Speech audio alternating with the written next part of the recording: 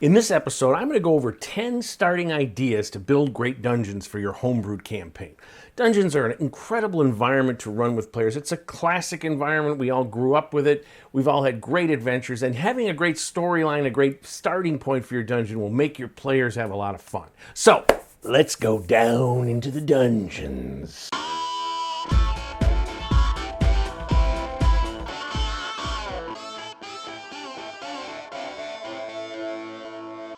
Hello again, my name is KR King. This is my YouTube channel dedicated to homebrewing a campaign. And today we're going to talk about some story ideas, some basic settings for dungeon play. Dungeons have a historical relevance in D&D because it was the first form or the first environment for adventuring when the game began in the 70s. Everybody ran in dungeons, and it's still to this day, it is in the title of the game.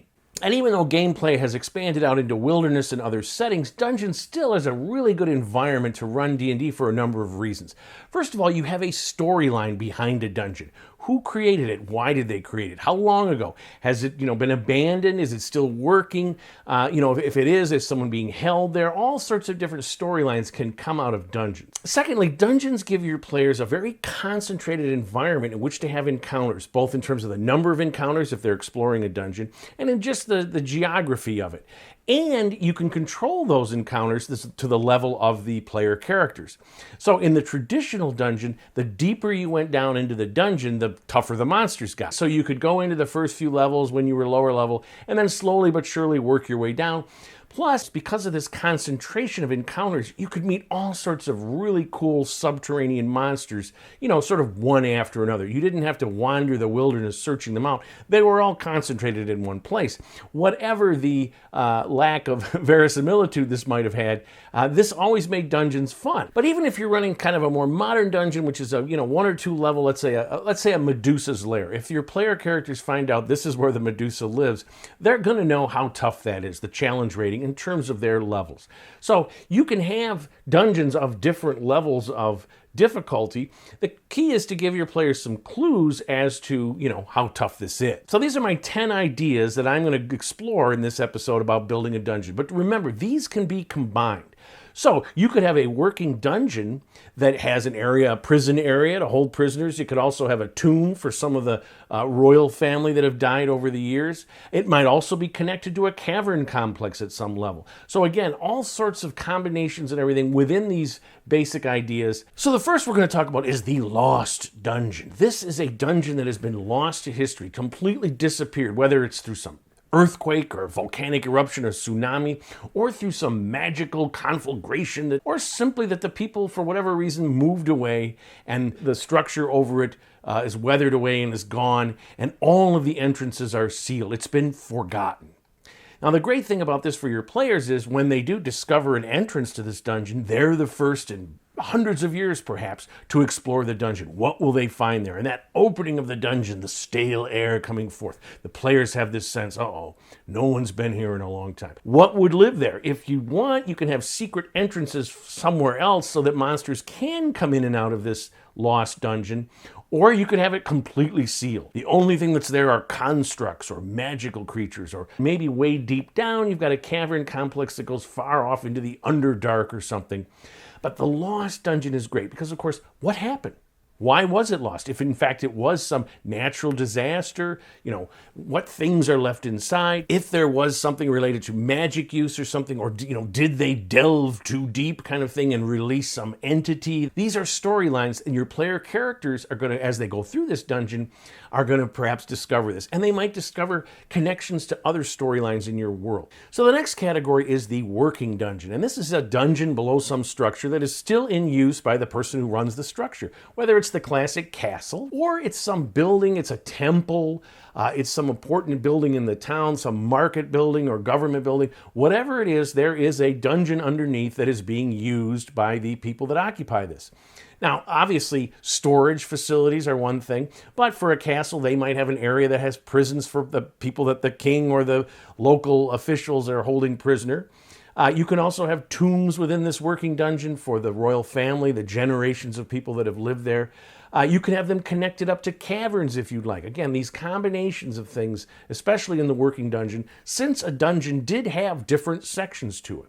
So the great thing about these working dungeons is they provide all sorts of storylines, all sorts of missions for your player characters. Because sieging a castle, let's say, to free a prisoner is very difficult. But a team of player characters sent into this dungeon, sneaking in, getting the prisoner and sneaking out, is more viable. Similarly, to steal some item, to discover something that's being hidden. Also, you may have player characters who run afoul of someone and are held prisoner, right, in a working dungeon. That's what dungeons are for, right, to hold people. Then they've got to find their way out of the dungeon if they're being held prisoner inside. All sorts of things with a working dungeon where your player characters can go in and go out much more easily, say, than just the standard assault by a large army. So the first two categories that I just did, the lost dungeon versus the working dungeon, these categories are also going to affect the other ones that I mentioned. So for example, if you have a prison dungeon, it may be a working prison with guards, with a force that's there, or it could be abandoned. It might even be a lost prison dungeon. So, and the same thing with, a portal. A portal may be guarded by some force. It may have been abandoned or lost to the world. A lair dungeon kind of falls in between. It's not lost in the sense that there are creatures that are living in this old dungeon, but the creatures themselves don't know about this. So there's always this distinction as we go through this list. Next, we have the haunted dungeon. And, one of the things all through this, dungeons are scary places. They're underground, they're dark and dusty, moldy, and again, all sorts of things hiding behind every corner. The haunted dungeon has that added element of a ghost. And ghosts are such great. I'm going to have a whole video on ghosts because you can use the ghost trope in so many different ways. Now, it's important to distinguish the haunted dungeon from the tomb, because a tomb is something that a whole structure specifically built to hold the dead bodies, whether to honor them or defile them. Whereas the haunted dungeon can be any kind of dungeon in which a person, either they were killed here and continue to haunt it, whether their presence was so powerful that even after their death, an unremarkable death, they continue to linger, they refuse to go on to the next realm of existence. Oftentimes there's a very specific story to the death of the ghost that haunts this place. So part of the storyline of the haunted dungeon for your player characters is to figure out, why is this ghost haunting this place? And is there something they can do to put the ghost at rest, or do they simply have to dispel it or destroy it type thing?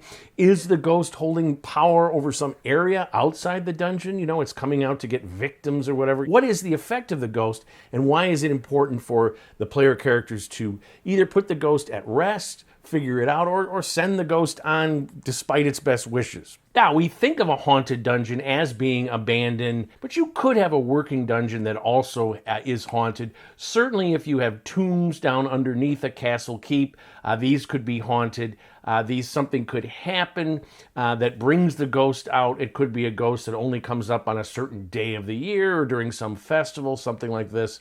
So the ghost dungeon doesn't always have to be abandoned or no longer in use. Next, we have the Lair Dungeon. And this is, let's say, an abandoned structure that's been taken over by monsters or some humanoids or whatever and made it into their lair. They live there. So not only do you have the lair of the monster and whatever treasures or whatever that it's accumulated, but there's a history behind this. What is this structure? Who built it? Is there anything that perhaps the monsters or humanoids don't even realize what they're sitting on top of? So you have both the lair and then you have the storyline of the dungeon. Now, I'm going to connect this to the cavern dungeon in a way. Many creatures live in caves. So the cave is technically a lair, but again, that cave can be combined. If you go deeper into the cave, perhaps there's some area or a secret door or something that the monsters couldn't figure out. You go back in and suddenly there's worked stone. There's some kind of dungeon here. What is this? So the combinations here are great, and that can lead to a tomb, to a portal, to all sorts of things, related to this, but it starts with exploring the lair.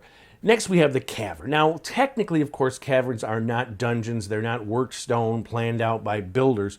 But in terms of gameplay, they obviously share many similarities. When you're mapping through a cavern, you go into these rooms, chambers, you run into monsters or humanoids or whatever that are living there or exploring as well. You have battles in a similar way. You have the issues of darkness and, in terms of camping out in a cavern system to go deeper down. You have a lot of similarities to dungeon play, but it's a natural structure. So because of that, you have all sorts of natural things, underground lakes, pits, You have rivers. You could have chambers that are gigantic, such that flying creatures, a la dragons, could be flying around. You could have caverns that are so huge that it actually has an atmosphere, this sort of lost world, journey to the center of the earth stuff. Obviously, if you have some kind of Underdark system or you just want to adapt what's in D&D to your world, the caverns are the connection to this place. So now we're going to talk about the gateway dungeon. Now, obviously, there can be gateways or portals in any dungeon, right? A teleport portal to another area on the main material plane that you're on or to some other dimension. But you can also have a dungeon that was built specifically as a gateway or specifically to close a gateway. You could have an area of the world, some kind of nexus point between planes, some kind of linkage to a plane that maybe the people on the material plane don't want to have anything to do with. It's been blocked through some great magic. So you can have portals that are meant not to be used, to be sealed. You can also have it as a gateway to some prison place, a prison, plane all by itself, or some chamber deep under the ground that has no other entrance but this portal. And whatever is held there, it may or may not be a good thing to free it. And it's going to be protected. Oftentimes constructs or magical traps are often used in a gateway portal to prevent people from using the gateway or releasing the entity. So you may have a group or sect or something that has dedicated themselves to protecting this portal, to preventing anyone from using it. It could be, a sect, a temple, could be a village where this is the purpose of the village. It was started here to protect this portal. And obviously, if the player characters encounter this, they have to decide, is this something we want to get involved in? Is there a reason? They might have some quest or some mission to, open this portal, or perhaps there's a group suddenly that wants to open the portal, that has come to this place, and the player characters are there to protect the village or the sect from this group that wants to open this. Certainly if it's some powerful evil creature, there may be creatures in the material world that want to open the portal, and the player characters must go and defend this along with whoever has been assigned this as their task. So now we're going to talk about the prison dungeon. Now this is the classic conception of a dungeon, guys being held in some room, chained to the wall. And here again, you can have a standard prison, with a warden and prison guards in a prison dungeon. If you've got something that is specifically for it and isolated, usually it's either something that's been abandoned or forgotten about and the prisoners for whatever reason is still there, or it has some specific reason, say a group of evil humanoids has constructed a prison or taken over an old dungeon complex and using it as a prison, perhaps for slaves, perhaps they're breeding people, if they're cannibals or, to eat them, all sorts of evil things that can be done, and the player characters see this prison dungeon and say, you know what, we've got to free these people, or we've got to prevent this. So a prison dungeon can be a working dungeon in many ways, or it can be abandoned. It was long ago a prison dungeon, but no longer in effect. So suppose you have a powerful entity that's been defeated, and for whatever reason not killed. It's merely held in some kind of stasis, so it's put into a prison to hold it there until the person that captured it or defeated it decided what to do. Maybe that person then died, or they just left it there, and now the player characters come along, and are they going to release this entity? Is it good? Is it bad? Is it, it could be a really great thing to release this entity. And then you have, much like in the gateway, you have all sorts of constructs and traps preventing people from releasing these prisoners. You can also combine the prison dungeon with the ghost dungeon. In other words, some spirits of something have been held in this prison, perhaps like the Paths of the Dead in Lord of the Rings, where until the warriors fulfilled their oath to Isildur, they were held prisoner, right, in the Paths of Dead, and they would kill anyone who came until Aragorn comes and holds out his sword and says, come with me and fulfill your oath. It's a great trope because it combines the scary sort of ghost haunting thing, curse thing, with an opportunity for the players to free them from this curse. And it doesn't have to be as simple necessarily as the one in Aragorn, just come with me. It can be like you have to find some item, you have to do some deed, you have to, find some book or something and read some spell, you have to get some clerical thing. There's all sorts of things that you can do by combining prisoners, the prison dungeon with the ghost dungeon. Now, the tomb is one of the great dungeon tropes, the Barrow Wights in Lord of the Rings. This is where the undead hang out. And again, this is different than just a haunted dungeon in that it was built specifically to entomb the dead, whether to honor the dead, like the pyramids of ancient Egypt, or to torment their souls, like in the movie The Mummy, where the guy has committed a thing against the pharaoh and he's put into this tomb alive and, he lives in torment. And as I mentioned, with a tomb, you can have an active tomb beneath a castle keep and the classic sort of abandoned tomb or forgotten, like the Barrow Wights in Lord of the Rings. Because even if you have a working tomb or a tomb that people go to that they know about, something can change. There can be some development in which the spirits within this tomb or something are defiled. Someone may discover that there's a treasure there that they want to get at, and the player characters may get involved. Either they want to get the treasure or they want to prevent someone from getting the treasure. And tombs have this connection to undead. I mentioned the wights and wraiths, but you also have ghouls hanging around cemeteries and also in the underground cemeteries. The vampire is a classic tomb creature. And these are very nasty monsters, but the rewards can be great too. Why? Because people bury treasures in tombs. Now, oftentimes people raid the tombs very quickly, but if they are cleverly hidden or the things that protect them are especially nasty, sometimes they aren't.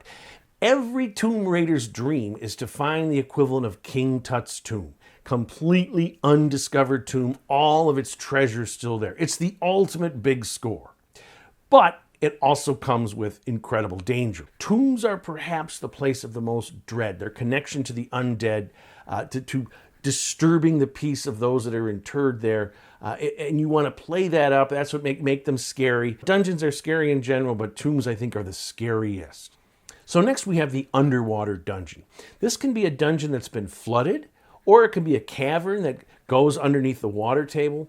And obviously if you have the flooded dungeon, then things that have taken it over, creatures that live under the water. And obviously if this is a lair of underwater creatures, it's a working dungeon per se, a working cavern, or if they are sophisticated enough to build a dungeon, they're operating here, this is where they live. And you can have areas within these dungeons that have oxygen or, escape hatches that go up to the surface. But if you are operating in an underwater environment, you're going to have to use spells or whatever to water breathe. Now, the rules in 5e make underwater breathing much easier than in past rules, but you still have that threat if something, it's dispelled or whatever, and suddenly you can't breathe. There's an existential threat always hanging over underwater dungeons that is great. So the final category I'm going to talk about is the legendary dungeon. Now, for me, this is the sort of massive, multi-level dungeon that we used to play when I first started. In 1975, all we did was run in dungeons. And we used to create these epically huge dungeons. 8, 10, 12 levels, each one going down, getting deadlier and deadlier. At the bottom, we had these incredible creatures, liches, super old red dragons, cities of mind flayers.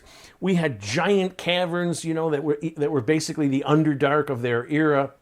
And then at the height of all this dungeon craziness, it all sort of went away.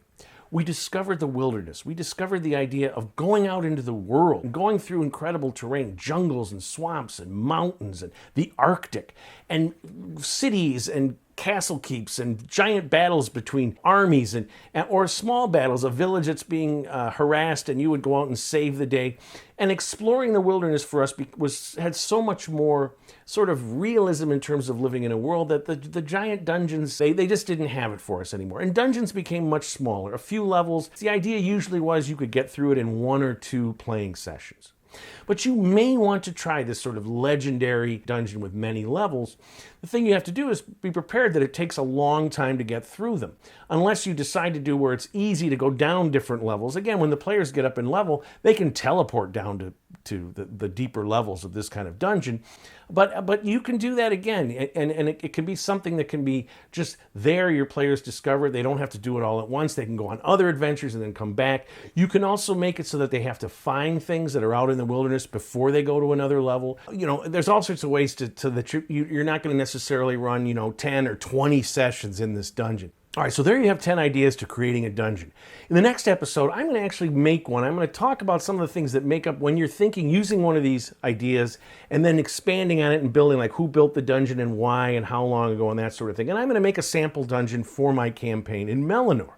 But until then, If you like what you've seen, please subscribe. I'm trying to get up to 100 subscribers. Please leave comments. Tell me what you liked, what you didn't like. In the meantime, keep playing D&D and tell somebody else about it.